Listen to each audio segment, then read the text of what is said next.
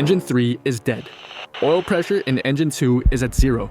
God, this vibration, she's going to tear apart. December 20th, 1943, 5 miles above the frozen ground of Germany. This is no longer an aircraft. It is a flying graveyard. The temperature inside the fuselage has dropped to minus 60 degrees. Blood freezes instantly on the aluminum floor, turning into crimson ice. The tail gunner is dead. The crew is wounded. The oxygen system is destroyed. By every law of aerodynamics, this B-17 should be falling from the sky like a stone. And then, the final nail in the coffin. A German ace. A hunter with 27 confirmed kills. The bomber sits perfectly in his sights. His finger rests on the trigger. One burst from his cannon. That's all it would take to turn 10 young Americans into memories. But the shot never came. War is often painted in broad strokes. Good versus evil. Us versus them. But at 20,000 feet, where the air is thin and adrenaline fades, those lines begin to blur. We are told stories of victories, strategies, and destruction. Rarely do we hear about the moments when humanity seeps through the armor. This is the story of Second Lieutenant Charlie Brown, a 21-year-old farm boy on his first mission as an aircraft commander. And Franz Stigler, a Luftwaffe veteran who had witnessed enough death to fill 1,000 lifetimes. What happened between them in the skies over Germany was not a battle. It was a secret kept for 40 years. A moment that defied military protocol and the very logic of survival. Today, we step inside the cockpit to witness an incident that proved, even in the deepest circles of hell, mercy can survive. To understand this moment, you must understand the men. Charlie Brown was a simple young man from Weston, West Virginia, the son of a Methodist minister raised on a farm. He was still, in many ways, a boy. Quiet, polite. He did not go to war out of hatred, but out of duty. December 20th was his first true test. His crew was just as inexperienced. They were nervous before they even took off. On the other side was Oberleutnant Franz Stigler, older, 28 years old, though war had aged his soul. He had flown long before the war as a Lufthansa airline pilot. He survived the hell of North Africa, losing friends almost daily. His own brother, August, also a pilot, lost his humanity before he lost his life. Franz swore he would never become like that. I will never forget the words of my commanding officer, Gustav Rödel, in Africa. He looked us in the eyes and said, "You are fighter pilots, first, last, and always.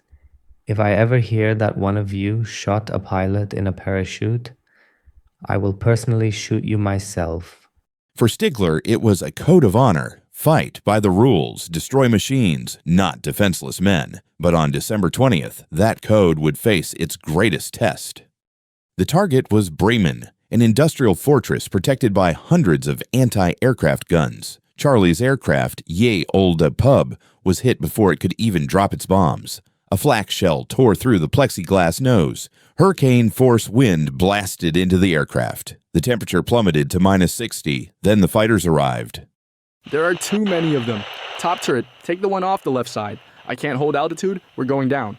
The damage was catastrophic. More than a dozen German fighters attacked the lone bomber. 20-millimeter cannon shells ripped through metal like paper. Hydraulic systems failed. Electrical systems burned out. Oxygen tanks were punctured. Without oxygen at that altitude, the brain begins to shut down. Crew members lost consciousness one by one. Hugh, Sergeant Eckenrode. He's dead. Check the others. We have to keep moving. If we slow down, we die. Tail gunner Sergeant Hugh Eckenrode was killed instantly. A shell tore his head off. His blood froze into icicles on the guns. The smell of cordite mixed with the metallic scent of death. Charlie Brown fought a 30-ton beast that wanted to fall from the sky. He flew on pure willpower and 3 dying engines. They were easy prey. A wounded animal separated from the herd, flying straight into the jaws of a predator. On the ground, Franz Stigler was refueling and rearming. That morning, he had already shot down 2 B-17Es. He needed just one more to earn the Knight's Cross, Germany's highest military honor, the dream of every fighter pilot. Glory, recognition. Straggler, smoking, low altitude, easy kill. Prepare the aircraft. I'm taking off. Stigler launched. The B-17 was slow, crippled. A kill served on a silver platter. He approached from behind, preparing the final strike. Standard procedure: aim for the cockpit, kill the pilots, send the bomber into a spin. His finger rested on the trigger. Closer, steady. Wait. What the hell? How is that thing still flying? Stigler moved close enough to see through the torn fuselage. He saw the crew tending to their wounded. He saw blood. He saw machine guns hanging uselessly. No one fired at him. In that moment, Reudel's words thundered in his mind. This is not an airplane. It's a civ. They cannot fight. That B-17, it's just a parachute. 7 men in a metal parachute. Shooting now is not war. It's murder. Instead of opening fire, Stigler pulled alongside the cockpit. Inside the B-17, Charlie Brown turned his head, and his heart skipped. A German fighter, so close he could see the rivets, so close he could see the pilot's eyes. He's here, right off our wing. Why isn't he shooting? Is he playing with us? Like a cat with a mouse? Gunner, turn the top turret.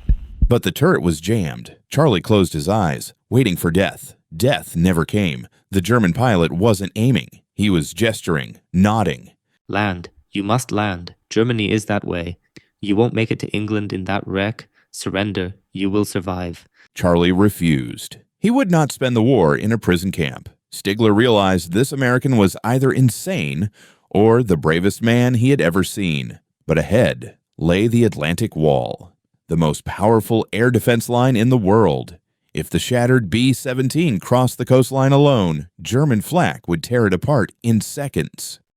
Then Franz Stigler did something that could be considered treason. He chose to escort the enemy to German gunners below. It appeared their fighter had captured the bomber and was guiding it down.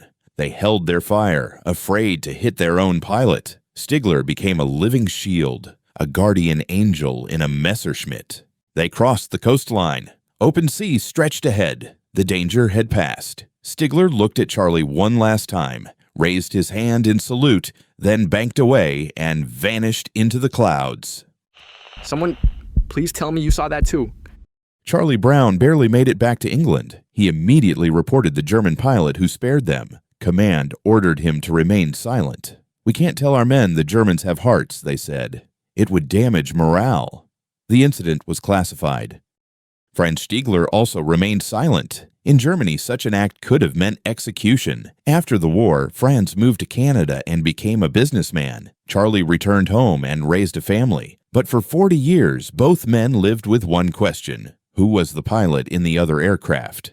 And did he survive? In 1990, Charlie began searching. He placed an ad in a fighter pilot newsletter. One day, he received a letter from Vancouver. It contained only a few lines. "I was that pilot. I heard your cries for help, even without a radio."